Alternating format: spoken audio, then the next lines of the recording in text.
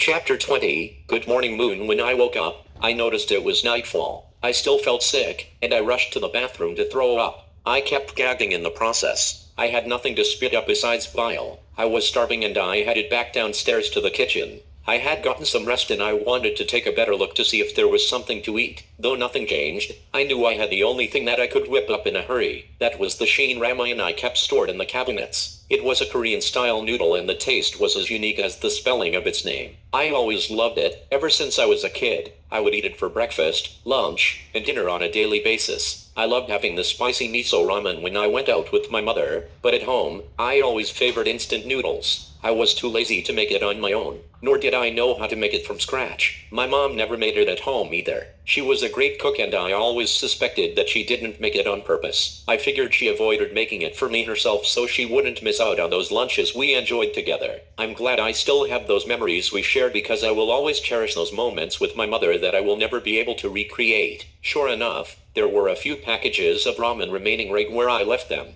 I took it out, put it in a pot, and turned on the water. I placed the noodles inside and I grabbed the only egg that Dad had left in the fridge. I cracked it on the side of the pot and put the egg on top of the contents of the package. This allowed me to cook the ramen and the egg at the same time. The egg provided enough protein and cooked sunny side up in the process. When the broth evaporates, the spice is absorbed by the noodles and it's very flavorful, especially when the yolk pops. Once the ramen was ready, I headed down to the basement, or the database I should say. I sat back down at the computer and I picked up right where I left off. I proceeded to comb through the rest of the files on the computer and eventually came across a rough draft of his first book titled, Fog of War. I had every intention of reading it, I just never got around to it. That reminded me that I needed to go over the home surveillance system.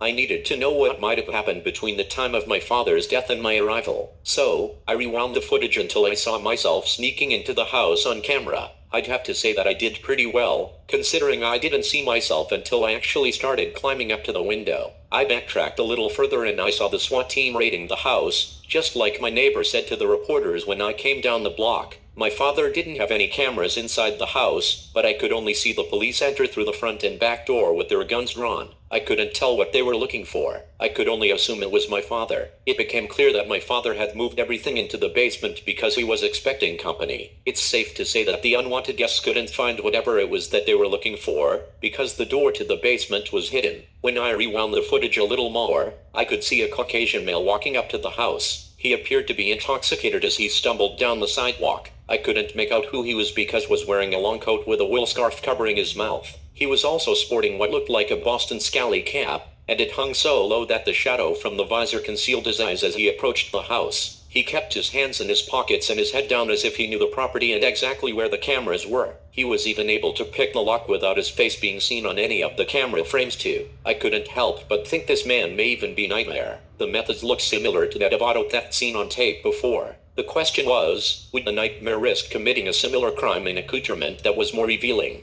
Based on the timestamps, the SWAT team stayed in my house longer than this questionable character. It was possible they were both looking for the same thing and I couldn't tell if they found it or not. I assumed they weren't the police because they only exited the house when the same detective from the hotel showed up and made them. My guess is that was around the same time my neighbor was yelling at them and causing a scene. In spite of that, the thief in the night seemed to have gotten what he came for because he was in and out like he knew the place. Even though he walked down the street swaying like he was inebriated, he sure was able to break in and get out effortlessly. If I didn't see that his skin tone was white, I would have assumed he was my dad. While I was going through the rest of the archives, I happened to come across a blueprint for my father's car too. It looked very similar, but this model looked like it had been modified. I hadn't noticed it when I first went through the files, but I could have easily missed it with the number of documents he had saved. This told me that I needed to go through every detail again. Considering the modifications made to his vehicle were overlooked and his police cruiser had played a big part in his death, I needed to be more thorough. The images of this car looked similar to his police cruiser that he brought home from work from time to time, except this vehicle was all black. The paint job appeared to be spray painted. It didn't look professional at all. The sirens were removed from the top, and the windows were now tinted as well. The hubcaps on the tires were also blackened, which was another noticeable adjustment.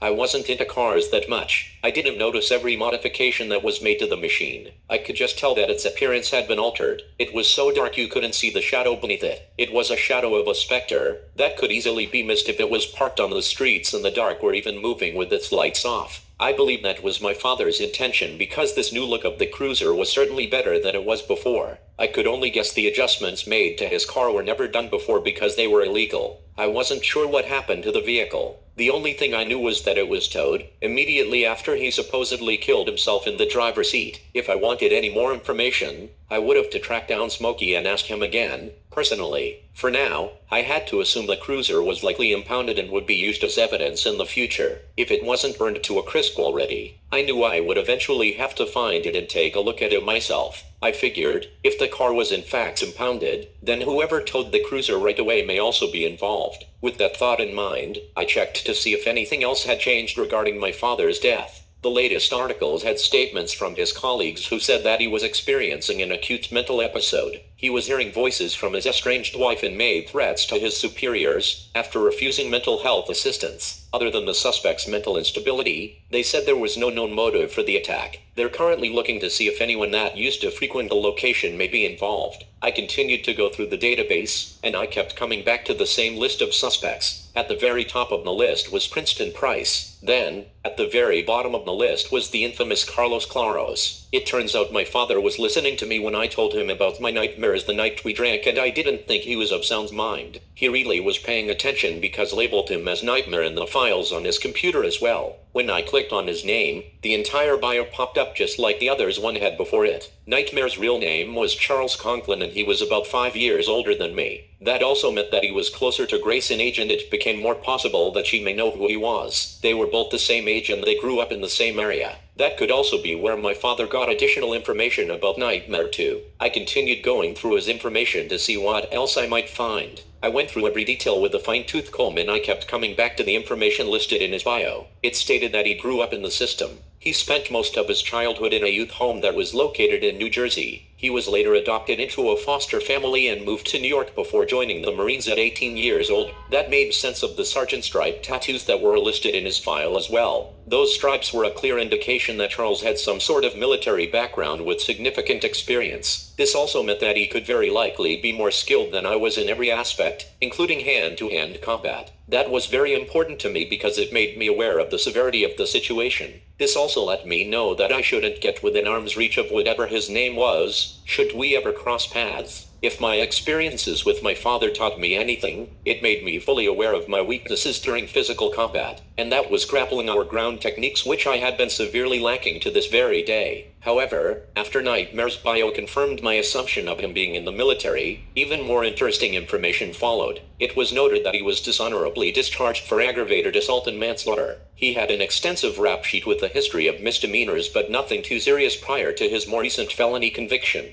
I found it really interesting that he was out and about increasing his body count without remorse. Although I knew Carlos' real name was in fact Charles now, I wasn't going to stop calling him Nightmare. The name was too fitting given the trauma he had caused me, along with his history of violence. It seemed my dad found it fitting as well, since he too ran with that alias in his personal documents regarding him. Even after all this information had been gathered, I still couldn't get the image of Nightmare's mask out of my head. I'm literally staring at photos of him on the computer and I still can't shake the image of him in the mask. Based on the way I handled that girl at the bodega along with all the nightmares I had while I was away at school, it was clear that the mask had already become a trigger for me. It was likely that the image of Nightmare in his mask would traumatize me for the rest of my life. It was pretty much set in stone, and the only way I was going to be sure if it would torment me forever was to confront Nightmare and find out. As I was going through his information, Grace appeared on the cameras outside the house. She was approaching the front door rather quickly. If I had to guess, she was angry about something.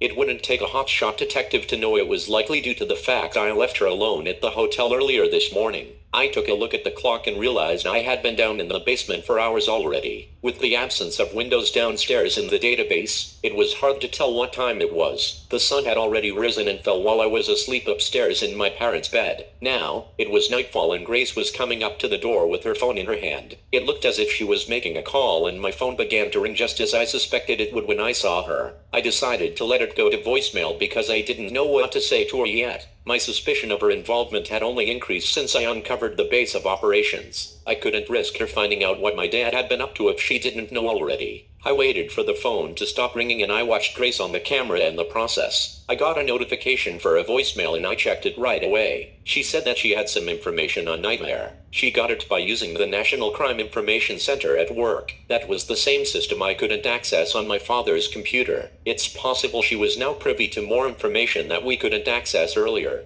On second thought, that also meant that she knows Nightmare's real name is Charles, considering she has the same address I got from my father's notes. I got a bad feeling in my gut when Grace said that she was at my house, and I was not answering the door. She said that she wanted to go ask the victim a few questions, now that he should be discharged from the hospital. His residence was outside of her jurisdiction and she would be going as a civilian. This made it difficult because it was very dangerous given the recent events. Grace was used to having a partner and had not worked a case of this magnitude on her own. She didn't know what to expect. She wanted me to accompany her and I couldn't help but think it was a trap to lure me out. I was concerned for her safety, but I was concerned for mine as well. I didn't want to see my parents again. Not until I found out the truth, and it was too soon to tell what Grace uncovered. I figured my best bet would be to follow her since both my father and I suspected she was complicit. Even if I trusted her and it was all in my head, then I couldn't be certain that I would be able to keep my father's secret anyway. I had to wait to see what she found out, so I could put my suspicions to bed. Now that I know more than she thinks, I would be able to tell if she was lying, based on the information she comes back with. I would also be able to read her body language and base my judgment off her mannerisms when I present her with the information I've uncovered face to face. I was already wearing one of my father's uniforms, but there was another unique piece of armor hanging on the wall. It looked like something you would see in a movie about the Middle Ages. It looked like it weighed as much as a thermal sweater, but it was at least 30 pounds and it was spray painted black. If I remember correctly, I saw it labeled as chainmail armor on the computer. It was known to protect against cuts, slashes, and may even stop a bullet. However, it wouldn't hold up well against sharp-pointed objects. Next to the chainmail, there was one other suit hanging on the wall. It was labeled Damascus. In the computer it was listed as the DFX-2 Riot Control Kit. In other words, it was law enforcement riot gear. It came equipped with protection for your upper body, groin,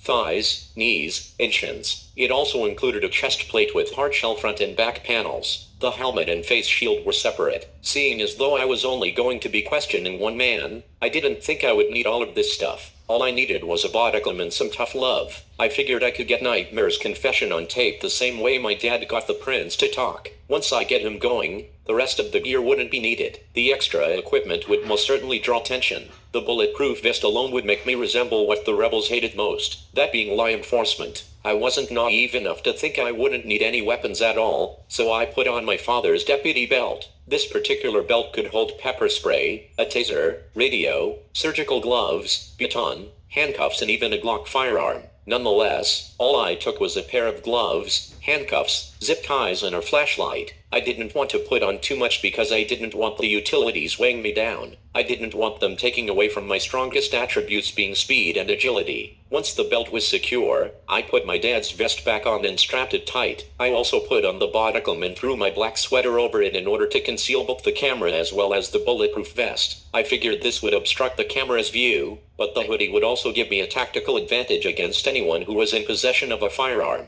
I didn't want the armor to be visible to an armed assailant because concealing the vest would give me the tactical advantage. If I put the vest on over my hoodie, then a gunman would know to shoot above, below, or around my protective gear. And seeing as though my father had been shot in the chest while he was wearing it, it was very possible I might find myself in a similar situation down the road. Therefore, I had to be prepared for anything, and thanks to the information that my father left behind, I felt like I truly felt empowered. I had gotten a sudden burst of courage that I needed to proceed on this endeavor. I picked up my phone and played the voicemail Grace left one more time. When I listened to the message in its entirety, the address she gave me sounded very familiar. I couldn't remember where I had heard it before, so I searched for the address in my father's database. It turns out that the complex Nightmare was currently residing in was the same apartment complex where Peter Pan brought one of his victims. Things started to come full circle and it all began making sense to me. However, I didn't have much time to waste trying to piece it all together this instant because Grace had already left the house. She was heading to Nightmare's last known address, which was located in the next town over. She said she was going to check it out and it wasn't too far from my house. I had to leave right now. I put the address into Google Maps and I was able to see exactly where Nightmare was currently residing. I knew the information sounded familiar and it just so happens, it was a familiar location. It was a housing project I had long since heard stories about when I was growing up.